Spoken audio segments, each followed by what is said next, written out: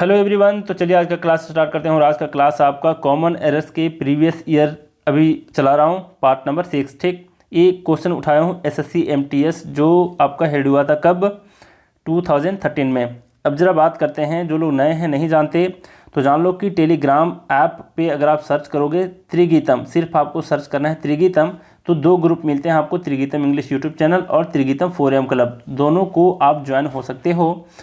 दोनों पे क्विजेस दिए जाते हैं। ये जो त्रिगीतम इंग्लिश यूट्यूब चैनल है, इस चैनल पे आप वहाँ पर डिस्कस भी कर सकते हो क्वेश्चंस के। आलतू फालतू चीज़ आप लोग मत वहाँ पे डिस्कस किया करना, ठीक है, वरना मैं आपके कमेंट्स तो वहाँ से हटा ही देता हूँ और कई बार ब्लॉक भी करता हूँ। अगर बेवजह बिना मतलब का कोई इशू खड़ा करते हो, आप फालतू का चैट करते हो तो। अब ज़रा देख लो, ये है प्रैक्टिस बैच। इस प्रैक्टिस बैच में मैं क्या करवाता हूँ कि जितना कुछ भी पढ़ाता हूँ आपको, उस पढ़े हुए चीज़ों का सिखाता हूँ कि कैसे इम्प्लीमेंट करना चाहिए, किसके थ्रू, टास्क और टेस्ट के थ्रू। मतलब मैं आपको वीकली टास्क देता हूँ। अगर आपकी स्पीड और आपका एफिशिएंसी बहुत ज़्यादा है तो आप क्या कर सकते हो, एक वीक में मोर देन 1 टास्क लगा सकते हो और टेस्ट को भी लगा सकते हो। तो जिनको भी इस बैच को ज्वाइन करना है, आप मुझे इस नंबर पे व्हाट्सअप करोगे, व्हाट्सअप पे मैसेज करोगे, कॉल मत करना। और कॉल करने का मौका मैं सबको देता हूँ एक बार ज्वाइन हो जाने के बाद। और मैं क्या कह रहा था आपको, हाँ, ये प्रैक्टिस बैच ज्वाइन करने के लिए आपको 495 रुपीज़ देने होते हैं। सिर्फ उसी का चार्ज लेता हूँ कि जो मुझे टेस्ट क्रिएट करने में मेहनत लगता है। और दूसरी बात ये है कि इसमें भी मुझे क्रिएट करने के लिए पे करना पड़ता है, जिस वेबसाइट से बनाता हूँ उस वेबसाइट को। अब ज़रा बात करते हैं, मतलब इस चैनल पे अभी किसी तरह के वीडियो का मैं चार्ज नहीं कर रहा। अब ज़रा देख लो क्या है। आज का फर्स्ट नंबर क्वेश्चन है 61 नंबर, 60 क्वेश्चन तक अभी तक देख चुके हैं। ये कह रहा है if you are coming home tomorrow let me know at what time I can expect you. मतलब क्या है कि अगर तुम कल आ रहे हो तो मुझे जानने देना कि मैं किस टाइम पे आओगे और मैं क्या एक्सपेक्ट कर सकता हूँ आपसे कि आप किस टाइम पे आओगे, ये मुझे जानने देना। यही कह रहा है। अब एक एक करके देखते हैं, एक एक पार्ट करके देखते हैं कि कहाँ क्या फॉल्ट है। यहाँ पर कह रहा है if you are coming home tomorrow, मतलब अगर तुम कल आ रहे हो, ये कहना चाह रहा है ये। तो यहाँ पर क्या होगा, योर है, तो ये तो गलत हो गया। ये कहना चाह रहा है अगर तुम कल आ रहे हो, मतलब क्या, if you are coming tomorrow. बात समझ रहे हो, ये कहने का इसका मकसद है। तो यहाँ पर योर नहीं होगा, यहाँ पर क्या होगा, यू आर। ठीक, तो यहीं पर फर्स्ट पार्ट में ही एरर है यहाँ पे। अब जरा बात करते हैं कि योर कमिंग टाइप का कहाँ पे हम लोग देखे थे। तो अगर आप लोग देखे होंगे वर्ब्स को, जो वर्ब्स कंप्लीट चैप्टर में पढ़ाया हूँ उसको अगर देखे होंगे, तो पार्टिसिपल और जेरंड जो मैं पढ़ाया हूँ वहाँ पर बहुत अच्छे से समझाया हूँ कि कहाँ पे आपको समझना है कि कहाँ पर लगना चाहिए। Your coming, he is coming, him coming, और हिम कमिंग है ना, जहाँ पर पार्टिसिपल होता है। लेकिन यहाँ पर जेरंड के रूप में अगर यूज होता है तो उसके पहले क्या लगता है, योर, हीज़, इस तरीके के वर्ड लगते हैं। ठीक, तो ये भी कई बार गलत नहीं होता, लेकिन कब नहीं होता ये समझने की कोशिश करो। देख लो, एक बार मैं बता देता हूँ। कोई भी एग्जाम्पल हम लोग ले सकते हैं ना, कि please don't mind, please don't mind, he is coming, है ना, ही इज़ कमिंग, मतलब उसका आना माइंड मत करना, बुरा मत मानना, यही कहना चाह रहा है। तो कमिंग के पहले ही इज़ है, तो इसी तरीके से कमिंग के पहले योर भी सही होता है। कब, जब ये कमिंग या फिर कोई भी जो वर्ब होता है आईएनजी फॉर्म में, अगर वो नाउन की तरह बिहेव करे, समझ रहे हो, जिसको क्या कहते हैं कि जब वर्ब नाउन की तरह बिहेव करने लगे तो उसको जेरंड कहा जाता है। तो ये मैं अच्छे तरीके से पढ़ा चुका हूँ, आप समझ जाओगे। लेकिन यहाँ पर ये नहीं कहना चाह रहा कि तुम्हारा कल आना, ऐसा तो नहीं कहना चाह रहा है। ये कह रहा है अगर तुम कल आ रहे हो, ये पूछ रहा है। तो तुम्हारा आना अगर सेंस देता, ना वाला सेंस देता तुम्हारा आना, तो वो नाउन की तरह बिहेव करता है, यानी जेरंड की तरह बिहेव करता है। ये मैं बहुत डिटेल में बता चुका हूँ, कहाँ पे, वर्ब्स के चैप्टर में। तो यहाँ आप समझ गए कि कहाँ एरर था। अब यहाँ पर क्या है, 62 नंबर देख लो क्या है। On entering the crowding room I could not see one person whom I new. मतलब जैसे ही मैं एंट्री कर लेता हूँ कहाँ पे, बहुत ज़्यादा भीड़ वाले रूम में, तो मैं एक इंसान से नहीं मिल पाया, नहीं देख पाया, किसको, जिन्हें मैं जानता था, ये कह रहा है। अब यहाँ पे क्या एरर है, एक एक करके देखते हैं। यहाँ पर बोल रहा है ऑन एंटरिंग, मतलब एंटर करने पर, द क्राउडिंग रूम, मतलब भीड़ वाला रूम। अब यहाँ पर देख लो, रूम क्या है आपका, नाउन है। तो नाउन के पहले जो वर्ड आता है क्या क्वालिफाई करता है नाउन को, एडजेक्टिव करता है। तो क्राउडिंग तो आपका वर्ब हो गया, तो इसके पहले क्या करना पड़ेगा, इसके पहले आपको एडजेक्टिव ढूंढना पड़ेगा।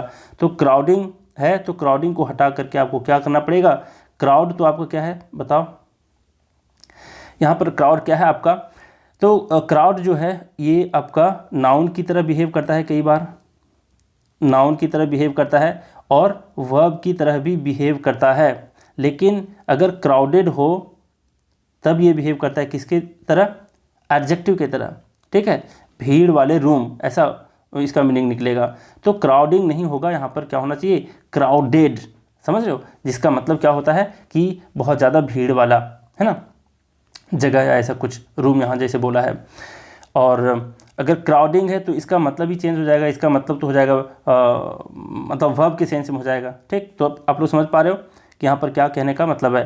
तो यहाँ पर क्राउडिंग नहीं, क्राउडेड रूम होगा, है ना।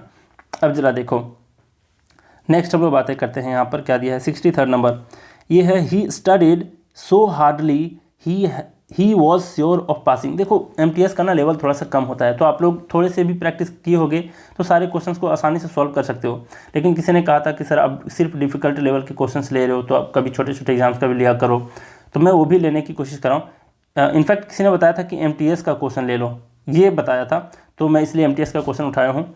अब यहाँ पर दिया है क्या, एक एक करके देखते हैं। ये कहना चाह रहा है कि ही स्टडीड सो हार्डली, मतलब वह इतना ज़्यादा मेहनत करके पढ़ाई किया, he was sure of passing, कि वह श्योर था, आश्वस्त था क्या होने का, पास होने का। तो देख लो क्या यहाँ पर एरर है।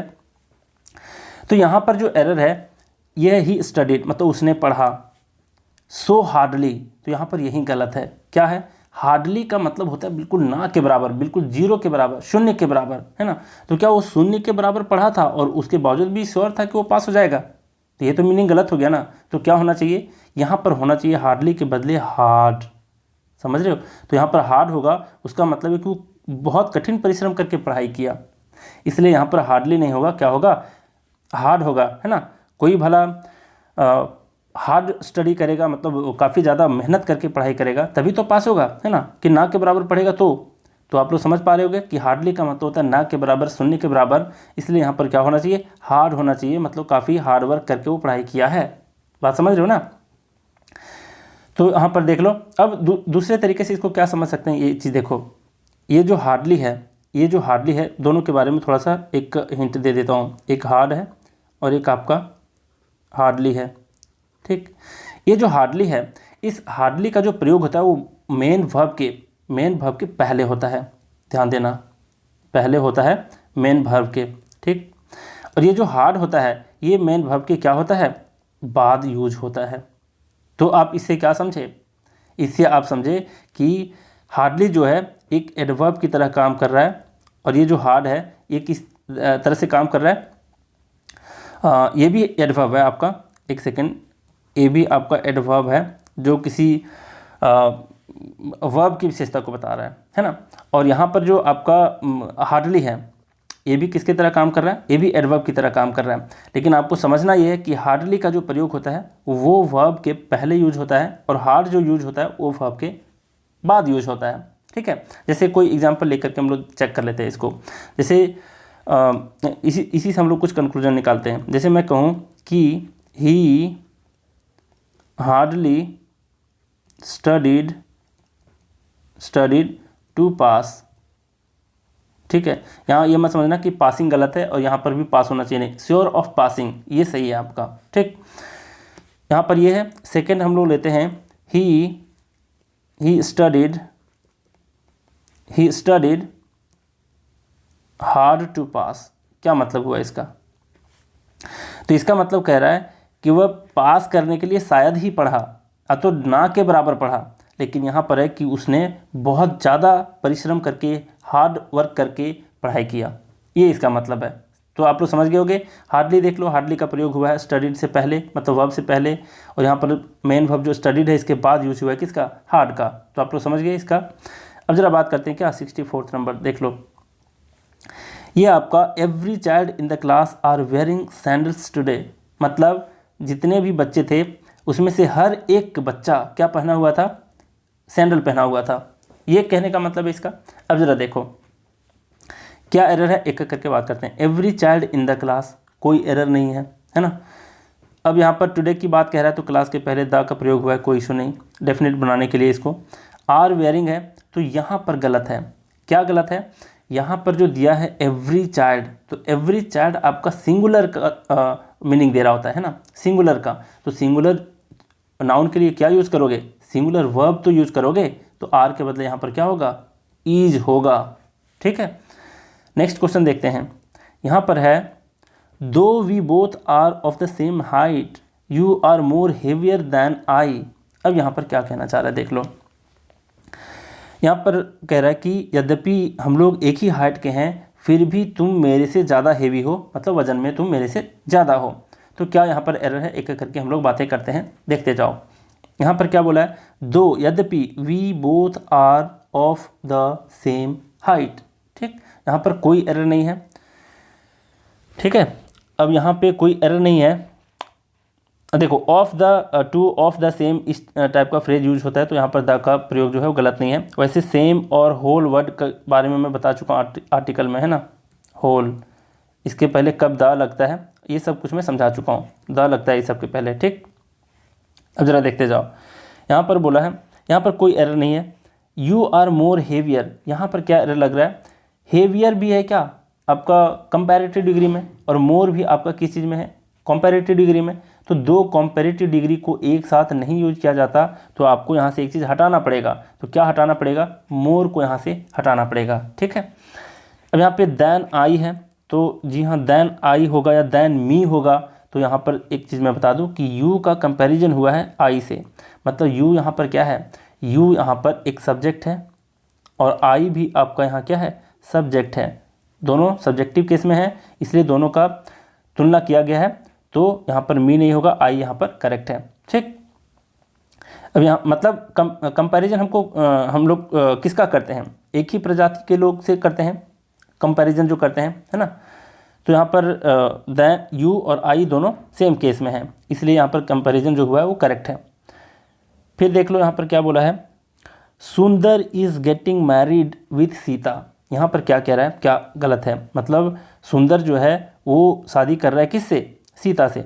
तो यहाँ पर विथ का प्रयोग जो है वो आपका गलत है। अब मैं आपको एक चीज़ बताना चाहता हूँ कि married to, married with, married कब क्या इसके साथ प्रीपोजिशन लगता है, बहुत ज़्यादा कन्फ्यूजिंग है। बहुत सारे बुक में भी, यहाँ तक कि एसपी बख्शी में भी गलत इसका दिया हुआ है। कहाँ पे? एसपी बख्शी में भी गलत दे रखा है, फिक्स्ड प्रीपोजिशन वाले चैप्टर में। बहुत सारे टीचर ने भी गलत बता रखे हैं यूट्यूब पे। तो मैं आपको कहूँगा कि जो मैं फिक्स्ड प्रीपोजिशन पढ़ाया हूँ, क्या पढ़ाया हूँ? Fixed preposition. आप लोग उसको 1 से 2 बार देखना, बहुत मज़ा आ जाएगा, कभी नहीं भूलोगे। सिर्फ मैरिड के ऊपर कौन सा प्रीपोजिशन लगता है, इसके लिए मुझे लगता है कि आधे घंटे या 20 मिनट के ऐसे कुछ वीडियो हैं, आप उसको जा करके चेक कर लेना। पार्ट 21 पार्ट 22 की बात कह रहा हूँ, पार्ट 21 या 22 या 23 जो भी है आप चेक कर लेना। वहाँ पर मैं जो पिक्चर लगाया हूँ उसमें भी लिखा हुआ है कि किसके संदर्भ में है, तो मैरिड और मैरी वाले वर्ड के संदर्भ में है। उसको ज़रूर जा करके चेक करना, वरना आप कंफ्यूज रहोगे इस वर्ड के विषय में, है ना। अब जरा देख लेते हैं यहाँ पर मैरिड के साथ टू कैसे आया। तो मैं यहाँ पर बता दूँ कि इज़ गेटिंग है ना, तो गेट है और फिर गॉट है, गॉटन है और फिर गेटिंग है। ठीक है, और इसके बाद अगर मैरी वाला वर्ड आता है, मैरी अमैरिड जो वर्ड आता है, ये जो है इसके बाद जो यूज होता है प्रीपोजिशन, वो टू का प्रीपोजिशन यूज होता है। कभी मत भूलना, ठीक है, आज के बाद कभी नहीं भूलना। और जो अगर मैरिड जो है अगर वर्ब का सेकेंड फॉर्म की तरह यूज हो तो उसके बाद भी आपका यूज होता है, उसके बाद प्रीपोजिशन का यूज होता ही नहीं है। जैसे मैं कहूँ कि राम मैरिड सीता, राम मैरिड सीता, तो ये करेक्ट है, कोई प्रीपोजिशन नहीं लगेगा यहाँ पे, समझ रहे हो, क्योंकि ये वर्ब का सेकंड फॉर्म की तरह काम किया है। लेकिन is married, am married, was married, were married, मतलब बी वाले जितने फॉर्म होते हैं उसके बाद मैरिड आए तो वो किस चीज़ को शो करता है? वो वाला मैरिड जो शो करता है, ये कह रहा है कि ये वर्ब का सेकंड फॉर्म नहीं रह जाता, ये वर्ब का थर्ड फॉर्म हो जाता है, क्योंकि इसके पहले बी का कोई एक फॉर्म लगा रहता है ना। इतना तो आप लोग बेसिक जानते भी होंगे। तो अगर बी इसके पहले नहीं लगा है तो डायरेक्टली मैरिड वर्ड है, तो ये आपका वर्ब का सेकंड फॉर्म है और उसके बाद कोई भी प्रीपोजिशन का यूज नहीं होता। और मैरिड के पहले अगर इज़ गेटिंग और फिर simply is married, was married, इस तरीके से भी रहे तो इसके बाद आपका प्रीपोजिशन टू का यूज होता है, ना कि विथ का। ठीक है, तो यहाँ पर क्या होना चाहिए, टू का प्रयोग होना चाहिए। विथ का प्रयोग इन जनरल नहीं होता। कब होता उस पार्ट में आप जा करके देख लो। अगर यहाँ मैं बताने लगूँ तो आधे घंटे यहाँ भी लग जाएंगे। बहुत वहाँ पर एग्जाम्पल भी लिया हूँ, काफ़ी अच्छे से समझाया हूँ, जा करके चेक कर लेना। यहाँ पर है 67 नंबर में, this errors are made by foreigners, मतलब यह जो गलती है वो किसके द्वारा बनाया गया, फॉरेनर्स के द्वारा। अब एक एक करके चेक करते हैं। यहाँ पर है दिस एरर्स, तो भैया ये एरर्स है प्लूरल में, तो इसके पहले आप दिस कैसे लगाओगे, तो प्लूरल के लिए क्या लगाया जाता है, दीज लगाया जाता है ना। तो यहाँ पर क्या होना चाहिए, दिस के जगह पर दीज होना चाहिए, ये तो कॉमन सी बात है। अब आप कहोगे कि सर ने दिस को रहने देते हैं, एरर को एरर्स कर देते हैं, एरर्स को एरर ही रहने देते हैं, तो आप यहाँ पर यहाँ भी अगर एरर कर दोगे तो यहाँ भी आपको आर को हटा करके ईज करना पड़ेगा। लेकिन आप बार बार वर्ड को चेंज नहीं कर सकते। मेन जो वर्ब होता है, वो मेन वर्ड जो होता है सेंटेंस के, वो तो आप नहीं हटा सकते। मैं कहाँ पे इस कॉन्सेप्ट को बताया हूँ कि मुझे लगता है आर्टिकल्स के बाद, आर्टिकल्स चैप्टर पढ़ाने के बाद जो मैं पार्ट पढ़ाया हूँ वहाँ पे जाके देखना कौन से प्लेलिस्ट में डाल रखा हूँ। मोस्ट कन्फ्यूजिंग ग्रामर रूल्स के प्लेलिस्ट में मैं उसको डाला हुआ हूँ कि किसी भी मुख्य शब्द को आप नहीं हटा सकते हर एक जगह से, है ना। तो आप समझ गए कि यहाँ पर एरर नहीं करेंगे, ये दीज को ही हटा करके क्या करना पड़ेगा, दीज करना पड़ेगा। तो ये भी समझ गए। अब ज़रा देखो, यहाँ पर है Subha is living in Chennai since 1987। अब यहाँ पर कह रहा है कि सुभा जो है वो चेन्नई में कब से रह रहा है, 1987 से। तो यहाँ पर क्या एरर है, देखो सुभा, क्या गलत है भाई, ये कोई क्वेश्चन में क्वेश्चन है, इसमें भला क्या एरर होगा, है ना। ये तो इंसान का नाम है। यहाँ पर इज़ लिविंग, अब सिंगुलर नंबर है तो इज़ लिविंग ही होगा। इन चेन्नई सिंस 1987, तो आपको लगेगा कि 1987 से रह रहा है, तो कोई एरर नहीं है। लेकिन यहाँ पर एरर है टेंस से रिलेटेड। देखो कैसे, सिंस का प्रयोग हुआ है टाइम के साथ, मतलब कोई काम जो है जब पास्ट में शुरू हो चुका था और अब भी जारी है, समझ रहे हो क्या जारी है, अब भी अगर आपका जारी है तो क्या होना चाहिए, वो टेंस में वहाँ यूज होता है प्रेजेंट परफेक्ट कंटिन्यूअस टेंस। समझ रहे हो क्या यूज होना चाहिए, परफेक्ट कंटिन्यूअस टेंस। तो यहाँ पर क्या है, इज लिविंग है जो सिर्फ और सिर्फ कंटिन्यूअस टेंस है। वैसे आप देखते ही सीन्स को पहचान जाते कि ये जो सेंटेंस है वो किस में होना चाहिए था, ये होना चाहिए था प्रेजेंट परफेक्ट कंटिन्यूअस टेंस में। तो प्रेजेंट परफेक्ट कंटिन्यूअस टेंस में है, मतलब पास्ट की घटना जो अभी भी जारी है वो प्रेजेंट परफेक्ट कंटिन्यूअस टेंस में होना चाहिए। तो यहाँ पर इज लिविंग नहीं होगा, वहाँ पर क्या होना चाहिए, हैज़ बीन लिविंग। समझ रहे हो, क्योंकि प्रेजेंट परफेक्ट कंटिन्यूअस टेंस में हैज़ बीन वर्ब का क्या होता है, फोर्थ फॉर्म का यूज होता है ना, हैज़ बीन, हैव बीन, ऐसे करके। तो आपका सेकेंड पार्ट में एरर था, हैज़ बीन लिविंग होगा। अब ज़रा देख लो 69 नंबर क्या कह रहा है, ये कह रहा है he is fatter than me. अब यहाँ पे क्या एरर है, तो इसके पहले ही एक क्वेश्चन आया था जहाँ पर कंपैरिजन किया गया था you and me, you and I का, है ना। तो वहाँ पर मैं क्या समझाया था कि दोनों एक ही केस में होना चाहिए, यू एंड आई। लेकिन यहाँ पर आप चेक कर सकते हो, देख सकते हो कि ही की तुलना किससे किया गया है, मी से किया गया है। तो ये ऐसे कैसे पॉसिबल है, ये ऑब्जेक्टिव केस में है, ये सब्जेक्टिव केस में है, तो दोनों एक केस में है नहीं तो तुलना कैसे कर देंगे। तो क्या होना चाहिए यहाँ पर होना चाहिए कि किसी एक व्यक्ति की तुलना किया जा रहा है दूसरे व्यक्ति से, तो दोनों के केस समान होने चाहिए। तो ही यहाँ पर क्या है, सब्जेक्टिव केस में, तो मी का सब्जेक्टिव केस क्या होता है, आई होता है ना जी। तो यहाँ पर क्या करना पड़ेगा आपको, यहाँ पर आपको आई करना पड़ेगा। अब आप कह सकते हो कि ही को ही चेंज करके कुछ किया जा सकता था, ही को ही हम कर देते हीम, ऐसे कर देते, है ना, हीम कर देते, तो हीम ईज कहीं होता है क्या, नहीं होता ना।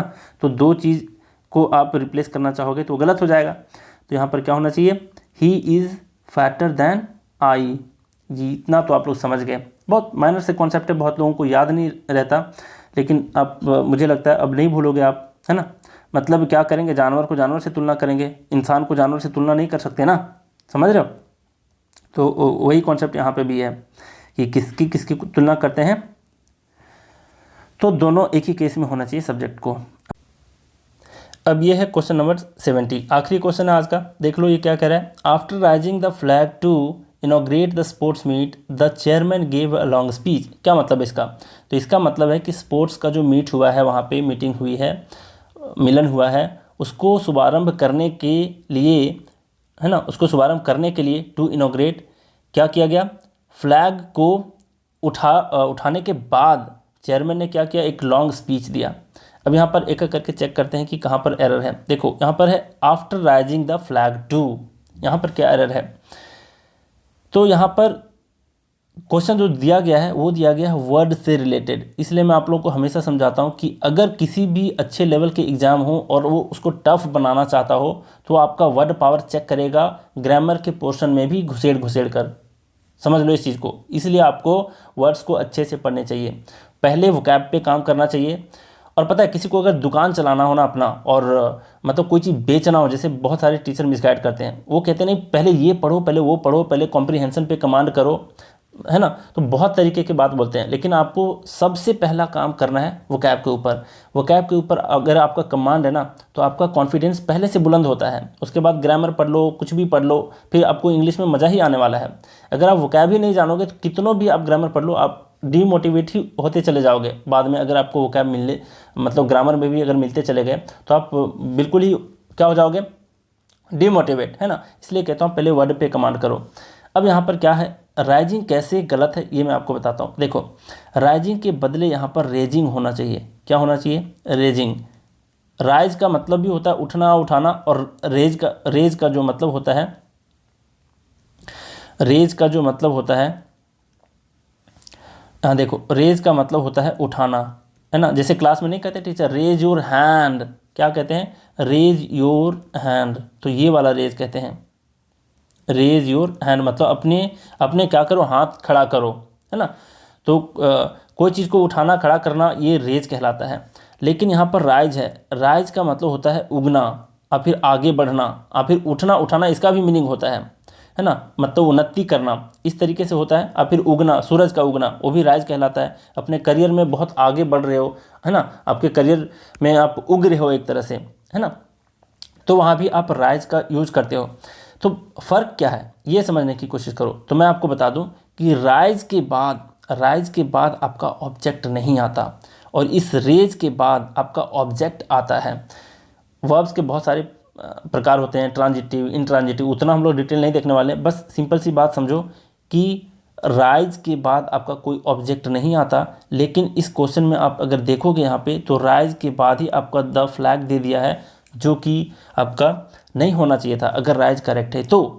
लेकिन द फ्लैग को तो आप हटा नहीं सकते, मुख्य शब्द को अब नहीं हटा सकते, तो क्या करना पड़ेगा, राइजिंग को ही चेंज करना पड़ेगा और लिखना पड़ेगा रेजिंग। क्यों?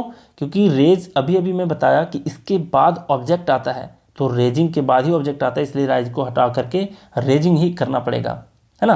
तो यहाँ पर इस राइज को हटाना पड़ेगा और इसके बाद आपको रेजिंग करना पड़ेगा। ठीक, जैसे मैंने अभी एक एग्जांपल लिया कि रेज योर हैंड, तो योर हैंड आपका ऑब्जेक्ट है और रेजिंग के बाद आया है। अब राइजिंग का कैसे यूज होता है देख लो। जैसे यहाँ पर मैं कहूँ कि the sun rises in the east, rises in the east, ठीक है। तो यहाँ पर क्या है, राइजेस के बाद आपका ऑब्जेक्ट है, कोई वस्तु है यहाँ पे नहीं है ना, इन द ईस्ट है, मतलब ये कोई वस्तु का नाम तो है नहीं, ऑब्जेक्ट है नहीं। तो यहाँ इसके बाद आपका कोई ऑब्जेक्ट नहीं आता, लेकिन रेज के बाद आपका ऑब्जेक्ट आता है। जैसे मैं कहूँ कि prime minister raised an important issue in parliament, in the parliament, है ना। देख लो फिर से लिख देता हूँ, prime minister raised an important, short में लिख रहा हूँ, इशू, स्मॉल आई है, issue, an important issue in the parliament, in the parliament. अब यहाँ पे क्या है देखो, यहाँ भी रेज्ड है, रेज का प्रयोग हुआ है। अब इसके बाद आपका देखो कोई ऑब्जेक्ट आया है एन इम्पॉर्टेंट क्या है, इशू को लेकर के, समझ रहे हो। तो किसी मुद्दे को उसने उठाया हुआ है, तो आप इससे समझ सकते हो कि रेज जो है वो क्या है आपका, रेज के बाद आपका आता है क्या, ऑब्जेक्ट आता है। राइजिंग के बाद राइज के बाद आपका नहीं आता। तो अभी आप लोग समझ गए कि यहाँ पर क्या एरर है। ठीक है, तो चलिए इस वीडियो को आप लोग लाइक करने मत भूलना, पढ़ते पढ़ते खो मत जाना। और इसी तरीके से मैं क्या करूँगा, बहुत सारे क्वेश्चन को लाऊंगा। इसका तो जो मेन एम है 600 कॉमन एरर है, इसके हो जाने के बाद मैं कोशिश करूँगा कि एग्ज़ाम वाइज करा दूँ, जैसे एनडीए का अलग से करा दूँ और एयरफोर्स का अलग से करा दूँ, एसएससी सीजीएल का, एमटीएस का, सीएचएसएल का अलग करा दूँ, सीपीओ का अलग से करवा दूँ, बैंकिंग का अलग से करा दूँ। सारे जितने भी प्रीवियस ईयर में पूछे जाते हैं सबका प्लेलिस्ट आपको मिलेगा आने वाले टाइम में इस चैनल पे। तो आप लोग लाइक करना इस वीडियो को। तो चलिए बहुत कुछ सीखे, आज का क्लास यहीं रैप अप करते हैं। Thank you very much.